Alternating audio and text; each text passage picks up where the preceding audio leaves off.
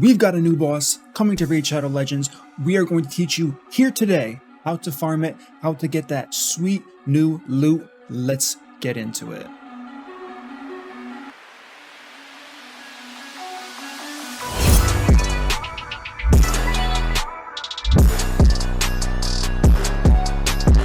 What up, team? It is MurderInc on the test server talking about the Sand Devil's Necropolis, where we are going to be fighting Al-Naemeh. Now, I'm going to be doing an overall guide similar to the one that I made for the Iron Twins, since players, and I actually really enjoyed how much players like this, since I got such great feedback from the one I made for the Iron Twins boss. So with that being said, I'm going to put my 8+ hours of testing into this one video, giving you all of the knowledge that I have, what helped me go from stage 1 to 25 with no problem. Now, I do say no problem, but I do want to preface this for sure.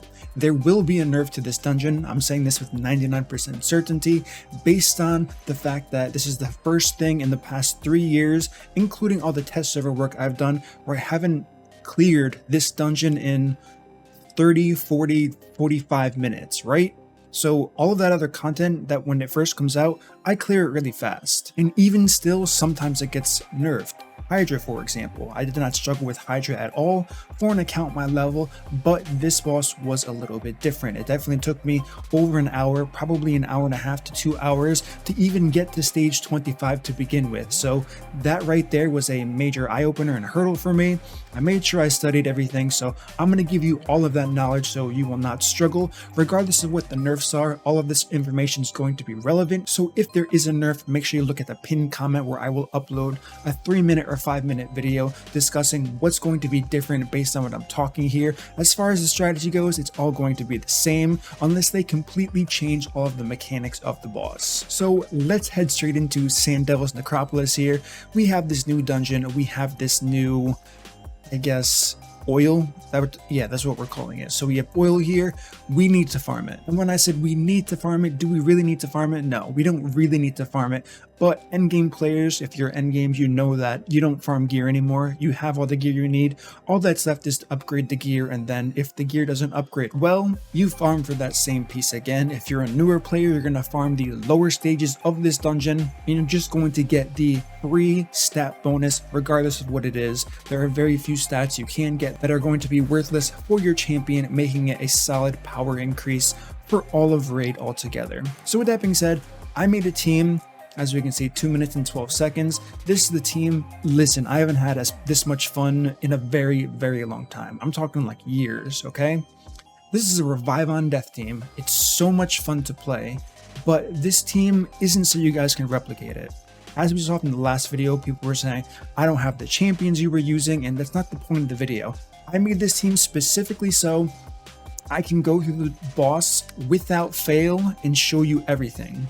Everything you need to know about the boss and its mechanics. So let's head into stage 25 here. Like I said, most players are not going to be doing stage 25 because of how overtuned it probably is. I think given enough time, players will figure out ways to farm this rather quickly. I don't think there's a single content creator who's like on the top list of clearing content by any means. It's always other players that are going to figure out the best teams for it. But with this, I'm going to give you the tools to be able to clear this on your account, because if I show you guys 5 champions, 10 champions, 15 champions, what if you don't have them? It's just a waste of a video. So this video is going to give you the pretty much knowledge that you need to be able to clear this with any champion you have on your account. So the first thing I want to talk about is going to be this guy's order of AI. This is really key here, and this is a huge takeaway that you all have to realize. What you do to this boss determines what skill he's going to use. So if you have debuffs on this boss, he's going to want to use Dune Tempest. This hits really, really hard. And when I say really, really hard, I mean, for the first time ever, I can kind of relate to you guys, and my account just turned into a progression account based on how difficult this boss is. I'm not overgeared for this by any means. I have very strong gear and I'm still not overgeared for this. I'm probably on par with what a progression relationship would be. So when I say this hits hard, it means it's hard to survive. And you're about to see that shortly here. So he's more likely to do this if you have debuffs on the boss, and you cannot debuff him unless he's slept. So what does that mean? If I were to sleep him on the first turn here, put debuffs on him and then wake him up from that debuff after the counter shows up, he's going to use his A2. If not, he's going to use his A2 straight out the gate, which is what I'm about to show you here. Let's put this at 1x speed, and you get to see this kind of cool team in action here. Revive on Death comes out. Look at this damage really quick. Okay, so 179,000 damage. Across the board pretty much, give or take. Some champions, if I get crit, this does about 300 and something thousand damage to this team. So what happens if you don't bring Revive on Death? Well, I brought a Duchess with 130,000 health, 4,300 defense in a Stalwart set, and with her passive, she survived with, I want to say 20 something thousand HP. No problem, right? It's doable. The only problem with that is going to be this passive right here. Whenever Al-Naemeh attacks, decreases the max HP of all targets by 10%. So even though I am surviving by 29,000 health, if I get hit by enough decreased max HP attacks and I can't heal it off, which is a totally separate issue, I'm going to die. So this is where I mean by a bit overtuned here. Even with the best survivability gear I could possibly put on the most OP champions, it's still a struggle and a race against time. So what's the core breakdown of this boss? You can either let him go first, eat that first hit. It's going to be much easier to survive this if you are doing a lower stage. I can tell you that for a fact right now. The scaling of this boss went up significantly in the higher levels. So average player, you're facing this, you can face tank that first AoE, no problem. Just don't debuff the boss, put some buffs on yourself, make sure those champions are a faster speed than the boss. I'm going to go over in the video that's going to come out right after this which stage you should be farming until it is nerfed. And like I said, for 99% of players, it is not going to be stage 25. It's going to be much lower, which will make things easier and will make this valuable information that much better for your accounts. So once he goes to sleep here, the higher stages only give you 5 turns to hit before he wakes up, but he's asleep for 2 turns. So you want champions that apply buffs, that don't hit the boss, and just apply debuffs without touching him. So I'm going to put this on auto again on 1x speed here. We have Beat Al.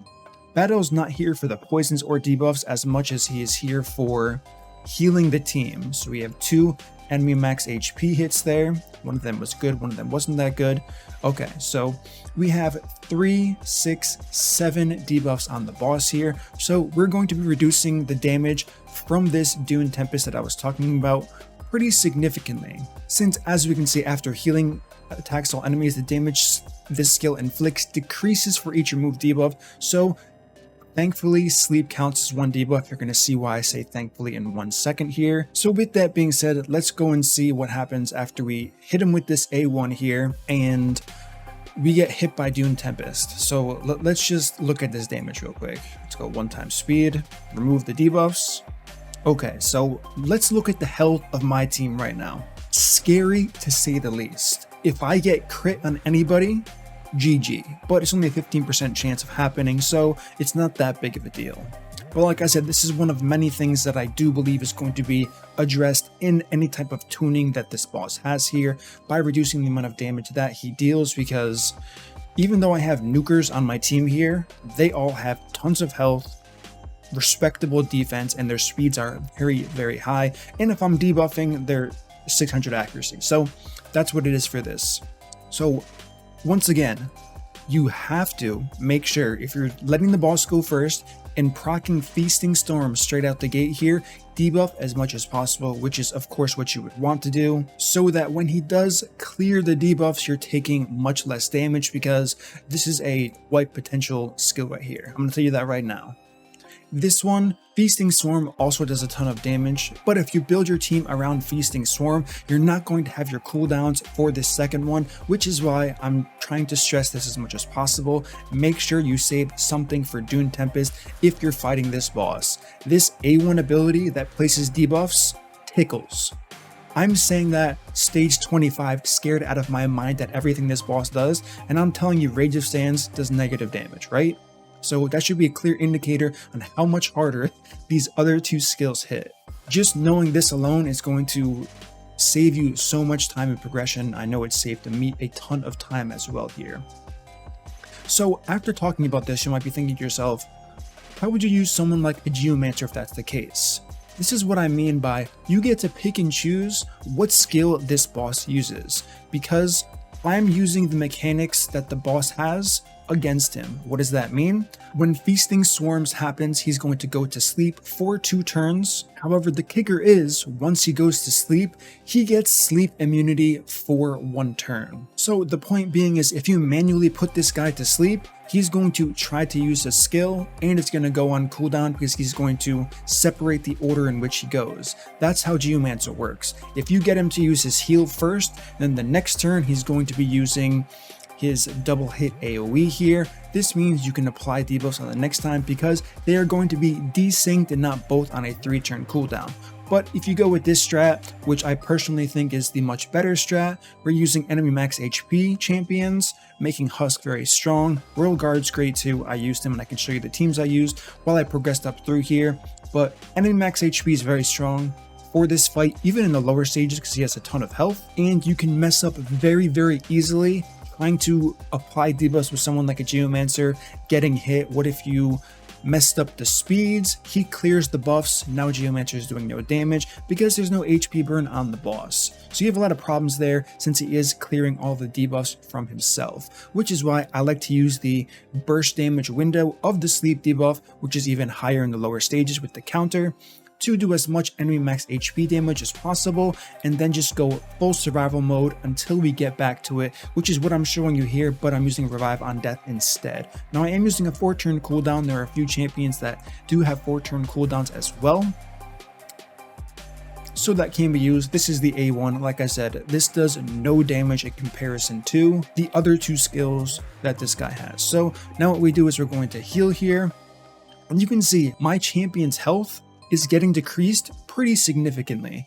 But if you're not aware of this, Skytouch Shaman is arguably, I mean, it's kind of hard to argue this, but I'm just going to say arguably, for the sake of it, the best healer in the game.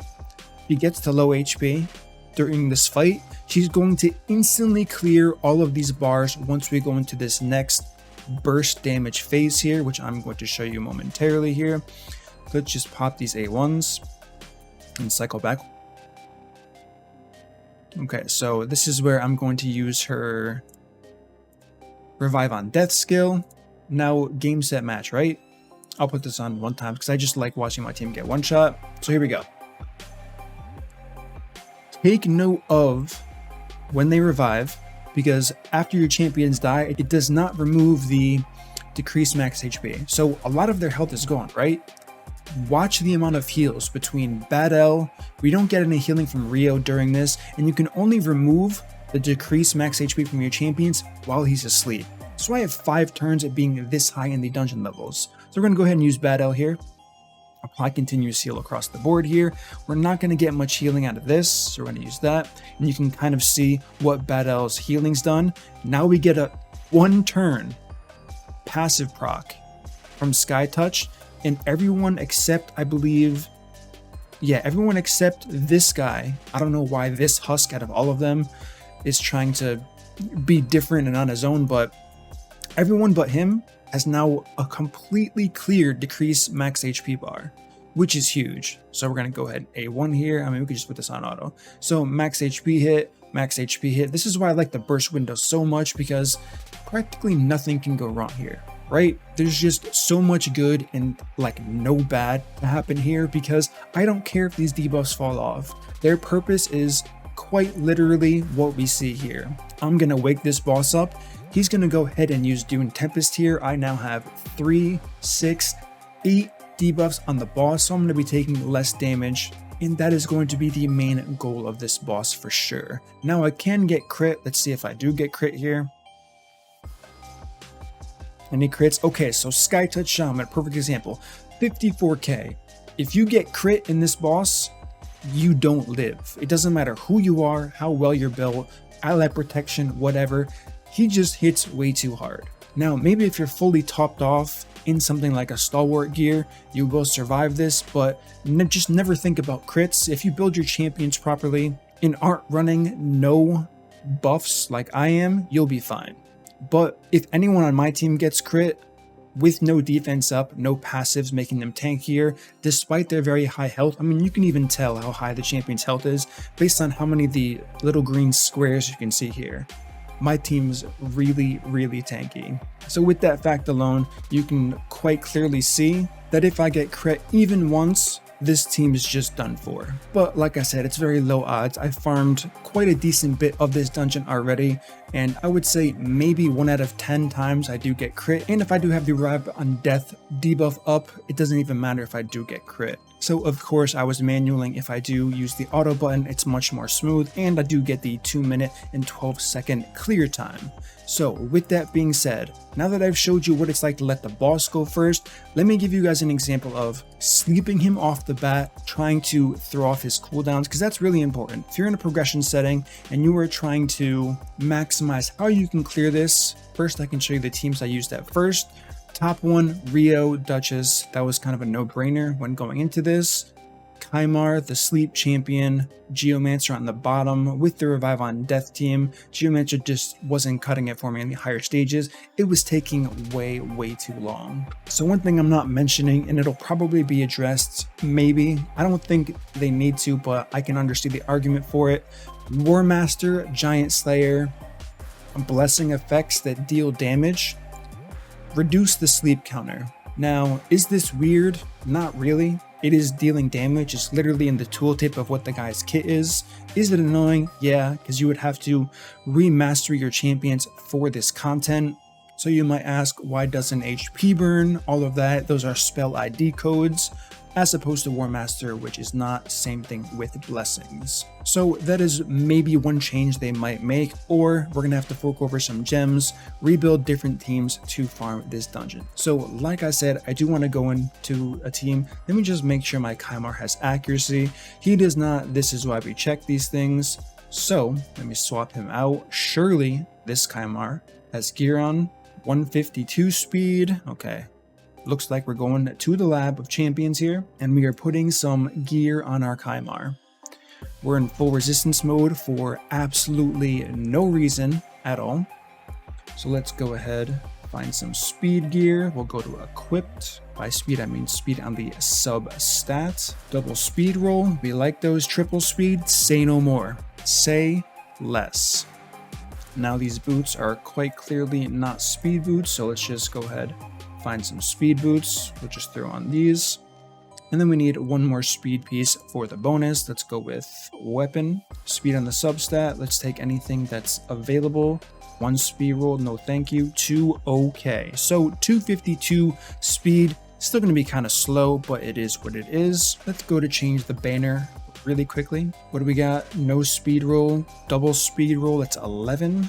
Okay, so this should be fine altogether here. 263 speed. He's still not going to go first. Ideally for me to showcase this, he does go first, so I don't want to cut any corners while doing this. Let's just get these final speed pieces on the way. Now we'll go for a chest piece. Bam. Now he's guaranteed to go first. We have accuracy to debuff. Let's ride. Okay, so we are on stage 13 here. This will give you a pretty good idea. This is still a bit high from where I think most people would want to farm, but like I said, I'll go over that in a separate video. So as we can see here, with the speed of my Kymar, I am significantly faster than the boss, which is what you want.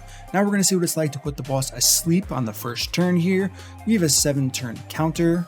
Brilliant. Now what's the first thing everyone's going to notice right now? As soon as I hit sleep, what happened? Feasting Swarm went on a 1-turn cooldown. Why is that? Anybody?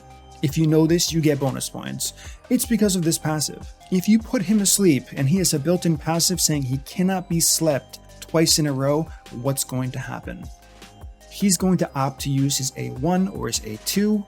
Make sure that cooldown's cut off, essentially, before using this A3. So what does that mean? If you play your cards right, you can actually never see the Feasting Swarm. Every time it's up, you can manually put him to sleep, and he will just A1 and A2 over and over again. So this is going to be a viable option for sure, but it may be a bit hard to maintain. So let's go ahead and use Takedown here, and then Takedown there. We don't want to wake him up just yet. We'll let the 1 turn expire. Okay, so as you can see, his counter should have gone down, but it didn't because, like I said, this is his internal cooldown and how you can keep track of when he's going to use a skill. So with that being said, we're going to go ahead, pop this A1. We don't need any healing because we haven't been hit yet. Do a little bit of this. So we should be cleansing the debuff quite soon. Let's use the A1 again, and let's just watch the skill order. That's going to be the important takeaway for sure here. Okay, so like we just saw here, we put him to sleep. We got rid of that sleep debuff. Now he's asleep for 2 turns. So had I used someone like a Geomancer, this is the proper way to do it. You put him to sleep round 1. You do not wake him up. I cannot stress this enough. Do not wake the boss up. Let him get his turn while under that sleep debuff so it gets rid of that cooldown. So the next turn he's guaranteed to use Feasting Swarm, right? This gives you a huge burst window for sure with using champions like I have. Once again, I do have Kymar, so it's kind of like cheating since I can just reset the cooldowns here. I don't know how that landed. I do not have the accuracy for that. But anyways, we're going to go ahead and do this. We don't want to hit the boss if we can help it. Let's go ahead and debuff this guy up. We got resisted. Nice 3% for sure. Takedown again here. So as you can see, we're doing pretty good damage. Okay, so he's still asleep. He is still asleep. Now we can see this 4-turn cooldown here, so it's pretty much smooth sailing between this A1 and A2 now, going back and forth, seeing how much damage he does, so on and so forth. My team a little bit unhealthy, so just to get rid of this decrease HP on my team, we're going to go ahead and heal them up. I mean, Duchess is of course going to be hard because she has so much health, but let's now wake up the boss here. What's up, my guy? Okay. You wake him up, what happens? He gains a ton of turn meter. This is why it's not very auto-friendly unless you don't wake him up. When you're building a team, one thing to consider once the boss is data mined, which it inevitably will be, you find out the speech for the dungeon, the accuracy you need, the resistance you need. Resistance is going to be key unless you have block debuffs because he does apply decreased speed. It's going to be important. You're choosing champions that do not hit the boss. As weird as that may sound, you need to make sure he's not gaining any extra turn meter so you can build a solid auto team. So the point I'm trying to go over with everyone right here is, okay, remove debuff, blah blah blah, does no damage. Now we're on a double 3-turn cooldown, and what's the good news? Who's been watching my cooldowns? What I have to do now is put him to sleep again. I'm probably going to wait 1 turn to be honest, because I want to make sure this skill is used when he's at a low turn meter, because how long is the duration of Kymar's sleep? Anybody? 1 turn. So I have to use this when he's at a very low cooldown, despite misclicking that, unlucky. Or I can decrease the turn meter. Now that's going to be the next thing we're going to talk about. What happens if you decrease turn meter? Nothing good, essentially, right?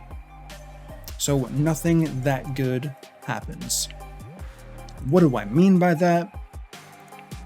I mean, if you've looked over his passive of his kit, when you decrease his turn meter, you're also going to decrease your max health. So if you plan on using someone like a Cold Heart for the first time, don't bring accuracy. Unless you can guarantee you can heal that champion and get rid of the decrease, I'm just going to show you guys. It's kind of funny to watch.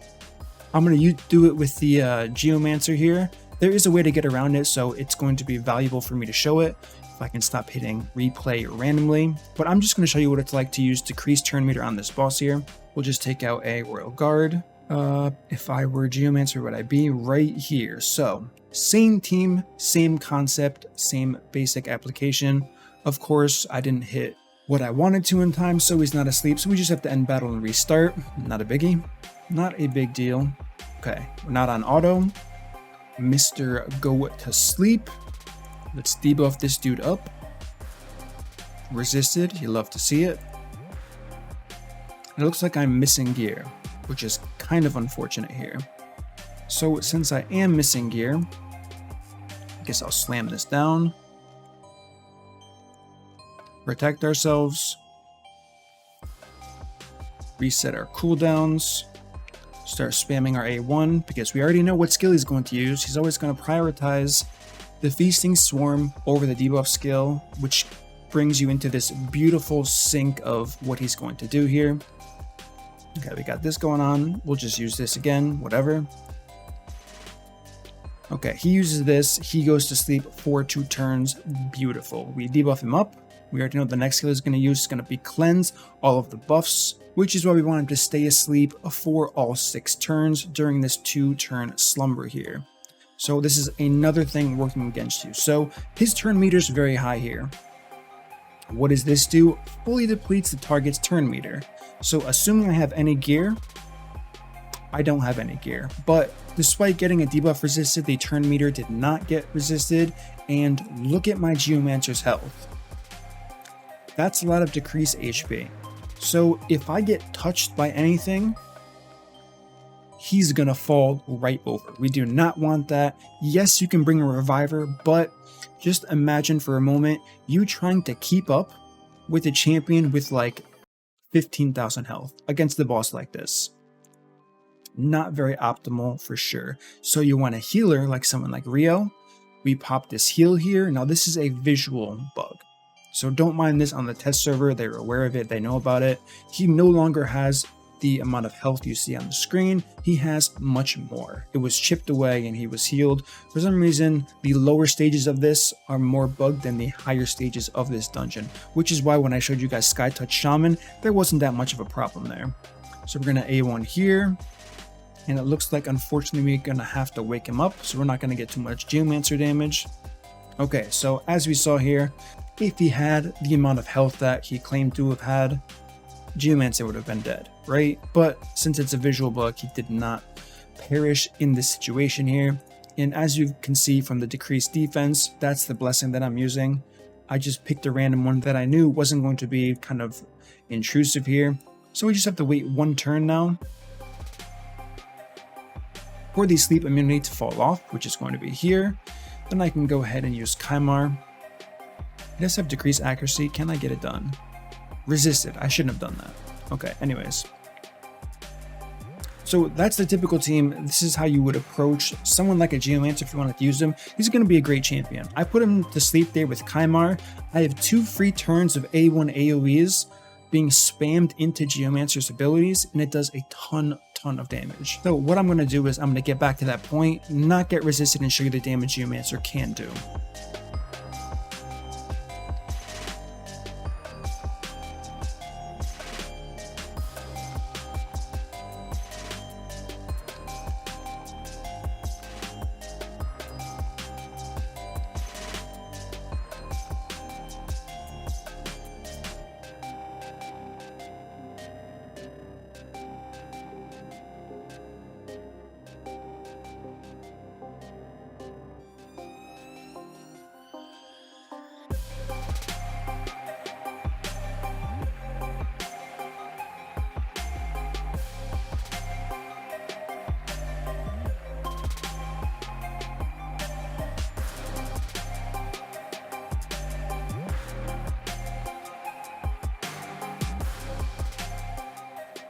Alright, so we are here. We now have him asleep here. So what are we going to do? We're going to decrease this guy's turn meter.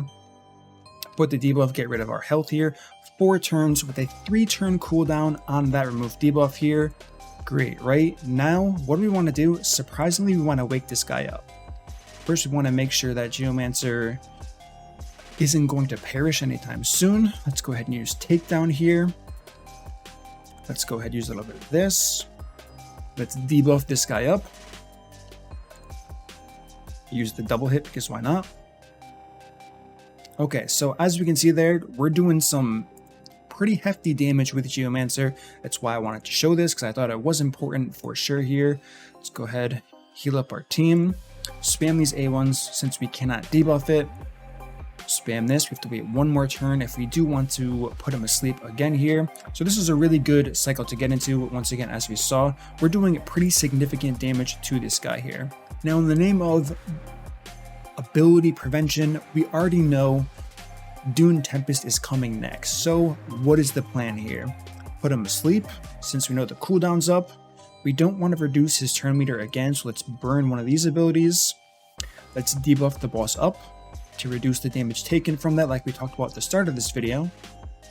We have to use that, which is unfortunate, but he's going to get his turn right here. He's going to wake up. Now we have another turn to kind of prepare for that cleanse. So let's do this. The goal of this was, in case it wasn't clear, to make sure I got another takedown in this window before the buffs got cleansed here. Hopefully my Royal Guard's fast enough. That's just one thing to consider. Or you can also use this to recycle cooldowns for yourself, letting your characters go extra turns so you're ready for the next sleep phase. So I was correct, we have takedown up. We're gonna go ahead and use that. Bam, he removes the debuffs, we take less damage. Now what do we do? Straight out the gate here, we put him asleep. We put him asleep, we hit him twice, and the boss is that easy. There's no way to get around it. This is the proper way to approach this from a Geomancer. Lots of players have Geomancers, so I think it's going to be quite easy for many people. We reset the cooldowns, we're going to reuse this. Now his turn meters all the way back down to 0. What does that mean? I mean, look at Geomancer's health really quickly. Part of this is visual, but this is what he's going to do on live servers. It's going to bring him down to 1 health. So we do this. Now he should be healed to a certain extent, but once again, it is visual, that bug. Decrease accuracy. Another takedown here. Now we woke him up. He's going to AoE here, and the damage should be enough to kill him. Yes, it is. So that's how good Geomancer is. You can use him, but you have to play smart with him. Even in a team like this, Royal Guard still did more damage than Geomancer, which is why I think enemy max HP champions, even on a stage this low, is going to be the way to go. So with that being said, that's going to be a complete guide for this. Even though Geomancer wasn't wearing gear here, the earlier stages of this boss are completely fine. The higher stages are definitely a bit overtuned. But once this is nerfed, most players are going to have a pretty easy time building a team for this based on the information I just gave you. And like I said, I'm going to go over the most optimal spots to start farming based on where you are in the game: end game, late game, mid game, and finally early game here. So that's how the boss works. Those are the mechanics that work with him. One thing to know, things that I tested that do not work. The first thing is going to be, and let me just show you guys really quickly, because I think you're going to think it's funny. Let's go to recently used. We're just going to figure out what I'm trying to do here. First, we have Zavia, Lightsworn, Taurus, and the slow Kymar. Yes, the slow Kymar. So what are we doing here? Combustion. We are going to combust the hell out of this boss. However, this damage is capped. So revive on death. 254k crit, not a big deal. We're going to use just this A2 here, resisted. We're going to load him up with poisons. We have, let's see, 4 poisons, 1 with 3 turns. Nice. 3 with 3 turns here, so this should be big damage, right? Wrong. Look at his health. Despicable. Look at this guy's health. So, as we can see here, this kind of falls short here because he does have the almighty strength bonus. Damage from skills that scale based on enemy max HP boss cannot exceed 10% of the boss's health. Would have been cool if they let this out, because I do believe if I did my math properly, that would have taken it to like 40%, which would be cool. It would be kind of broken though, right? Who wants to do 40% on just one big prep like that? It would have made it kind of interesting in the higher stages. Lower stages, people would have abused the hell out of this, and they would have just been one-shotting bosses because the counter is way too high in the lower stages. But with 5 turns, it didn't get my mind thinking, how could I do this to make it one-shot it? I could use Vizier and try and extending the buffs, but that's 3 hits right there. So if I can't one-shot it, the next turn the boss is definitely going to kill me. So it would have been an interesting point for sure, but that does indeed not work. So the full breakdown is here. I know that was a long video, but I just gave you all the knowledge I have from my many hours of testing on this boss, and you can use that knowledge to apply it to your specific account for great success on this, because like I said, this is a brilliantly designed boss for sure. I love the mechanics, love the way it works. They put a lot of thought into this. It is a bit overtuned, but nothing in this game is impossible to beat, as we saw here today in this video here, especially once you break things down. So I'm looking forward to a lot of people who are watching who I know are going to make some pretty impressive teams. Give me your thoughts after seeing this. what 5 champions are you going to be used. Now that I broke down how this guy works in practice, reading his kit, okay, not knowing how putting him to sleep affects his cooldowns, something you could never know unless you tried it. So now that we established that and we saw how much damage this guy's really doing, I want to know what 5 champions you guys want to use here for these other stages, and I will see you all in that next video of the most optimal place to farm this guy based on your personal progression.